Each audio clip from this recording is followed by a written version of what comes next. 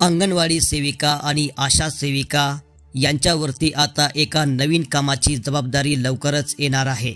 या कामासाठी आपल्याला 2 ते 2.5 महिन्याचा वेळ दिला जाणार आहे। या 2.5 महिन्याच्या कालावधीमध्ये हा सर्वे आपल्याला पूर्ण करावा लागणार आहे। तर हे कोणतं काम आहे, नेमकं काय करावं लागणार आहे याची संपूर्ण माहिती आपण पुढील व्हिडिओमध्ये पाहणार आहोत। तर त्याआधी जर तुम्ही आमच्या YouTube चॅनलवरती नवीन असाल तर आमचे YouTube चॅनल सबस्क्राइब करा व घंटेच्या बटनावर दाबून ऑल नोटिफिकेशन सेट करा। तर चला पाहूया अंगणवाडी सेविका आणि आशा सेविका यांच्यावरती सरकार कोणत्या कामाची जबाबदारी टाकणार आहे। राज्यातील सर्व कुटुंबातील प्रत्येक व्यक्तीच्या उत्पन्नाचे साधन कोणते, तो काय उद्योग करतो, व्यवसाय करतो, नोकरी करतो या बाबींची माहिती संकलित करण्यासाठी एप्रिलमध्ये आता आर्थिक गणना होणार आहे। अंगणवाडी सेविका व आरोग्य सेविकांच्या माध्यमातून ही गणना केली जाणार असून साधारणतः 2 ते 2.5 महिने हा सर्वे चालणार आहे। प्रत्येक 10 वर्षांनी लोकसंख्येच्या अनुषंगाने जनगणना केली जाते, पण 2011 नंतर आतापर्यंत जनगणना झालेली नाही। 14 वर्षे होऊनही देशाची राज्याची लोकसंख्या किती वाढली याचे ठोस उत्तर कुणाकडेच नाही। तत्पूर्वी प्रत्येक कुटुंबाची आर्थिक गणना होणार आहे। सोलापूर जिल्ह्यातील 10 लाख कुटुंबाचा हा सर्वे होणार असून त्यातून प्रत्येक कुटुंबातील म्हणजेच जिल्ह्यातील एकूण लोकसंख्येपैकी किती लोक कमावते व किती लोक शिक्षण घेत आहेत, किती लोक काहीच काम करत नाहीत याची माहिती समोर येणार आहे।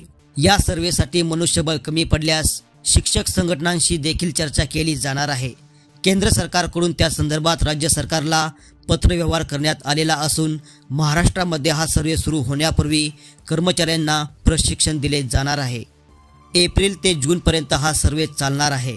प्रत्येक कुटुंबाची आर्थिक गणना करण्यासाठी अंगणवाडी सेविका व आरोग्य सेविकांची मदत घेतली जाणार आहे। त्यांना प्रत्येकी 300 कुटुंबाचे टार्गेट देऊन हा सर्वे पूर्ण केला जाणार आहे।